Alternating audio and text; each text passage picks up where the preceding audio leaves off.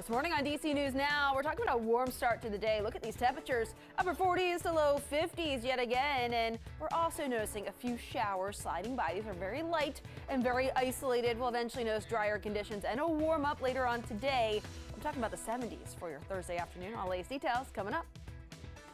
Also coming up this morning, police in Northern Virginia investigating after a man running from them shot himself in a rideshare. What we know this morning. Plus, Fairfax County Police expected to release body cam footage today from the deadly officer-involved shooting near Tyson's Corner Center. Tulsa Vakile will have the latest next. And a disturbing trend in the district. A teen is dead, 5 others injured in 4 shootings since Tuesday. What solutions one DC educator is proposing? The station covering all of the DMV. This is DC News Now. All right, at 6 o'clock of this Thursday morning, good morning to you. Thanks for joining us. I'm Corey James. Good morning. I'm Tanaya Wright. We're going to start you off with a live look outside on this Thursday morning. Jackie, people definitely need to bring the umbrellas. Yes, make sure that you do have the rain gear before you step out the door. We are seeing a few of those isolated showers sliding by, including in Northern Virginia as well as the district, and we're also noticing the mainly cloudy skies. But like I mentioned earlier, we're talking about a warm start too. But satellite and radar is showing us the clouds, a few of those spotty showers dotting the radar right now. Like I mentioned, we did see those across Northern Virginia out towards Arlington, even right around the district, but these are starting to fade away. So we're starting to notice some drier conditions for much of the area, but the roads may still be a bit wet. So just keep that in mind. We do have some more wet weather on the way from the north and west. That cold front back over towards the Midwest and the Great Lakes region, that will continue to advance closer towards our area. That will be pushing in as we get towards overnight tonight into tomorrow, likely bringing more rain for the day tomorrow. Also some slightly cooler conditions for our Friday. But out there right now, mild start, upper 40s to low 50s, and we're going to be seeing those temperatures climbing back into the 70s later on today, with those winds streaming in mainly out the south-southwest. Right now, 5 to 10 miles per hour, but we'll likely see those winds picking up through the day today. But like I mentioned, we'll see those temperatures climbing likely right around 70 as we look ahead towards noon today. I have more details on this Futurecast coming up. Shanika's here with the all-important traffic update. How are those roads at this hour? Oh, well, watch for slick road conditions out there. It's getting a little tricky. So we're still in BW Parkway heading southbound. Do watch for delays. We do have a crash right near 100. So that's in the Hanover area. If you're heading south, though, toward the district, you will get stuck in that. And you are seeing some volume in this area. Let's flip over to the maps. Looking at 50, heading inbound west, you're seeing heavy delays here. A bunch of traffic because of a crash right at BW Parkway. So if you're passing 202 past this point, that's where you'll find that crash, and it's not looking pretty for commuters. All right, Shanika, thank you. And your know-and-go headlines this morning. A man is recovering after police say he shot himself inside a rideshare. Arlington County Police say the man was running from law enforcement and called a rideshare to get away. So far, no word on his condition. Here in the district, 16 shot in 4 separate shootings in 36 hours. One of those teens died. Now, these are just the latest incidents in a troubling trend. A new study from the DC Policy Center shows children here are exposed to violence more often than anywhere else in the country. Our Lex Warris is breaking down the numbers coming up in just a few minutes. And happening today, Fairfax County Police are set to release body cam footage of the night of a man who was shot and killed. Timothy Johnson was shot by Fairfax County officers last month near Tyson's Corner Center. Now, police say he stole a pair of designer sunglasses before running into a wooded area nearby. Our Tulsa Vakile will have the latest in just a few minutes. Mayor Bowser introduced her fiscal year 2024 budget proposal yesterday, totaling just under $20 billion. Bowser says the budget will not end spending initiatives already happening under the current budget. The proposal kicks off a 70-day process of hearings to look at different elements of the budget. Time right now with 6:03, Arlington County Police say a man running from officers last night got into a rideshare and shot himself. Officials say Virginia State Police tried pulling the man over after a traffic stop. We're told that then led to a chase, which then resulted in it going to Arlington. Police say the suspect got out of the car and ran away before getting into that rideshare. I know he requested a ride share. That individual picked him up, and that's when officers conducted the traffic stop at 10th and North Edward Street. During that traffic stop, that is when the individual discharged the firearm, resulting in a self-inflicted gunshot wound. Authorities say the rideshare driver was not injured. No word on the suspect's condition. Developing this morning, 16 shot in 4 separate incidents in just 36 hours. The first happened on Tuesday afternoon on 3rd Street in Southwest. That's where a teen was shot and taken to the hospital. A few hours later, a deadly double shooting on Alabama Avenue in Southeast. A 16-year-old died, a 15-year-old was injured. Last night, two back-to-back shootings. Two teens shot just after 5 o'clock on New Hampshire Avenue in Northwest, and minutes later, another teen was shot off of Minnesota Avenue in Southeast. Police are investigating all of these shootings, and they say they are part of a troubling trend here in the district. Our Lex Force is live this morning at DC Police Headquarters. And Lex, a new report that came out this week shows just how much our kids are being impacted by this violence.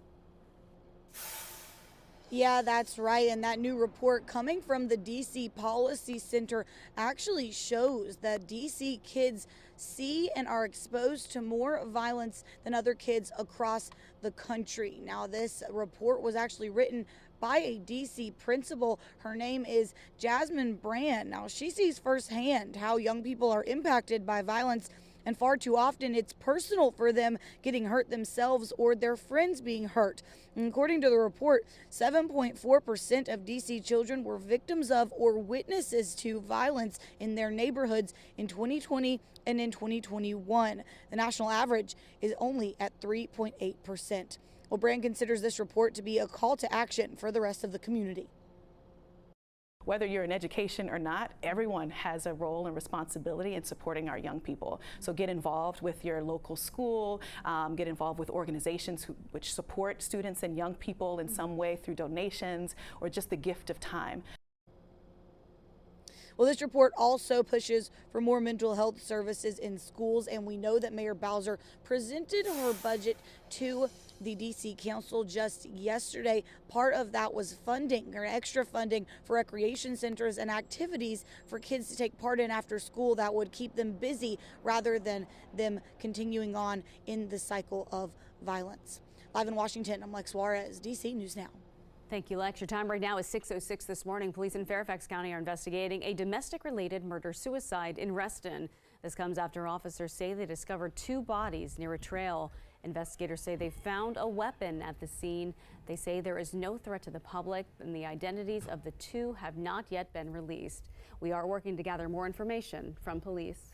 Time right now is 6:06. 6 people are dead after a car crashes into a work zone on I-695 in Baltimore County. It happened on the inner loop of the interstate near Woodlawn yesterday. Now, police say an Acura entered a work zone between temporary barriers after the driver lost control of the car.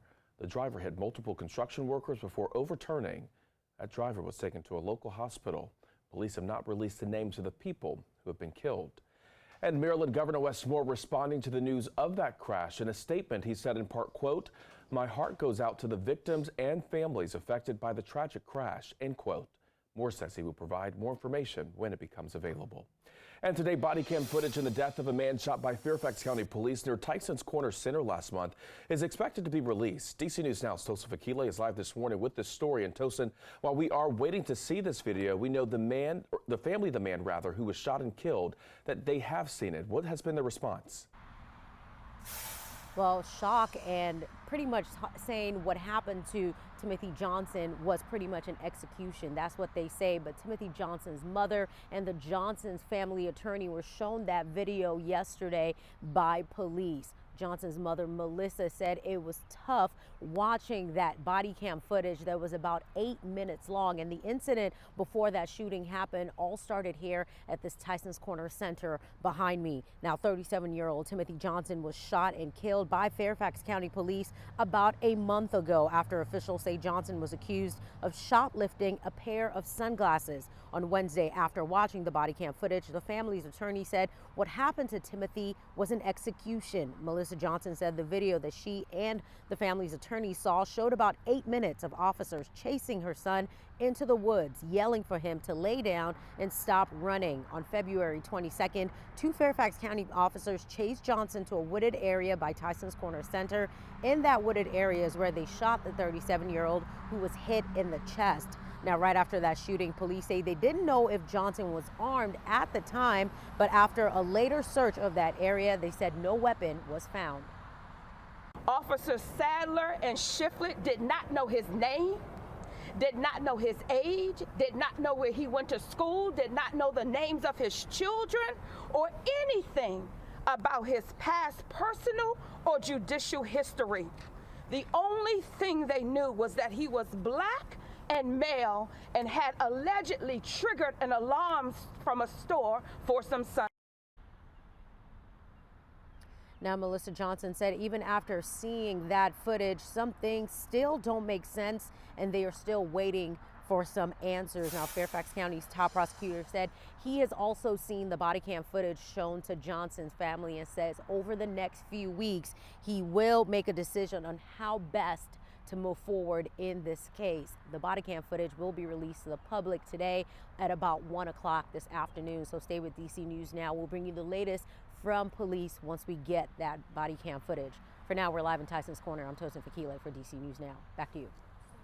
Thank you, Tosin. Your time right now is 6:10 this morning. Mayor Bowser unveils her budget proposal for fiscal year 2024. It totals to just under $20 billion. The proposal kicks off a 70-day process of hearings. These hearings look at different elements of the budget. Mayor Bowser says the downtown area still has not returned to its pre-pandemic state.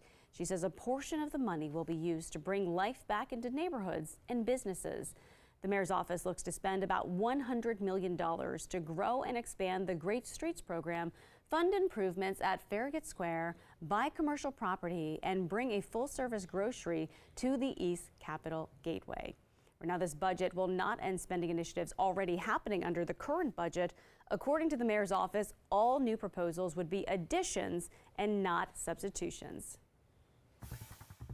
The sexual harassment investigation into Mayor Bowser's deputy mayor continues. Bowser's legal counsel says John Falchicchio was placed on leave a week before he resigned.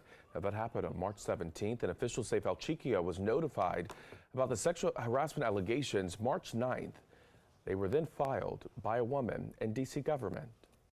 He was informed to stay away from the complainant. He was asked not to return to the offices. We have policies and procedures that are implicated by these allegations, and we are following them with fidelity.